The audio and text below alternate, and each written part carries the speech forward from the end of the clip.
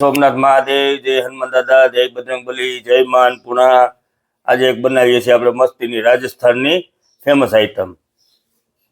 જે આપણે આ 10 મરચાં લીધા છે। આ આપણે બનાવીએ છીએ લીલા મરચાંની ટીપોરે। તો આને આવી રીતના ગોળ ગોળ કાપી નાખવાના ફટાફટ। આવી રીતના ગોળ ગોળ કાપી નાખવાના, ડીંડલા કાઢી નાખવાના। બહુ મોટા કટકા નહીં કરવાના। અને મોરા મરચાં લેવાના। તમે તીખા ખાઈ શકતા હોય તો તીખા લેવાના। આવી રીતના ફટાફટ નાની ધાર બુઠી થઈ ગઈ હોય તો એક નાઈફ સાથના રાખવાનું, એટલે આમાં ધાર નીકળી જાય તમારે સરાની।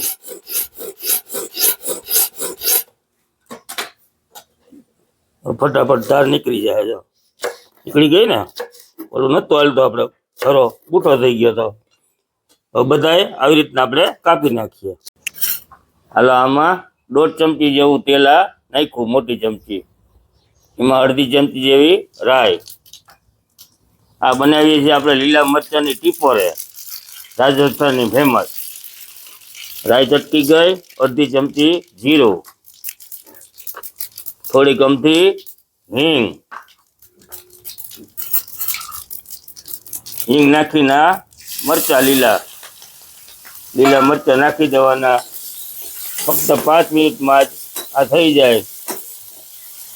તીખું ખાતા હોય અને ઘરમાં શાક ના હોય તો ફક્ત 5 મિનિટમાં થઈ જાય એવું આ રાજસ્થાનનું ફેમસ લીલા મરચાંનું ટીપોરે। આને 1 મિનિટ જેવું ખાલી સાતળવાનું છે। જો મરચાં ચડવા માંડ્યા અને ગેસ ફૂલ જ રાખવાનો, ધીમો નહીં, ગેસ ફૂલ। હવે એમાં થોડાક મસાલા નાખી દઈ, થોડુંક અમથું ધાણા જીરું જાજુ નહીં નાખવાનું, નકર કાળા થઈ જાય મરચા। થોડીક અમથી આ સ્પાઈસી હોય એટલે લાલ મરચું, ને થોડીક અમથી હળદર, અને પચાવવા માટે જરાક અમથા આખા પાકા તીખા, એટલે બહારા ન લાગે। આને આ રીતના ભેળવી દઈ। આમાં તેલનું પ્રમાણ થોડુંક વધારે હોય। જ્યાં ચડવા માંડ્યું, હવે ગેસ થોડોક ધીમો કરી નાખવાનો। હવે નાખી દેવાનો આ સૂંઠ પાવડર, ને આ છે મેંગો પાવડર। ને મરચાંનો કલર લીલો રહીએ એના માટે ખાલી 8-10 દાણા ખાંડના।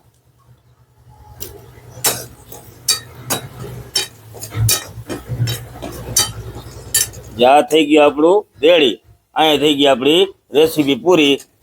હવે જરાક નાખી દઈ આપણે મીઠું ભૂલાઈ ગયું હતું, સોરી। સ્વાદ મુજબ આ મીઠું,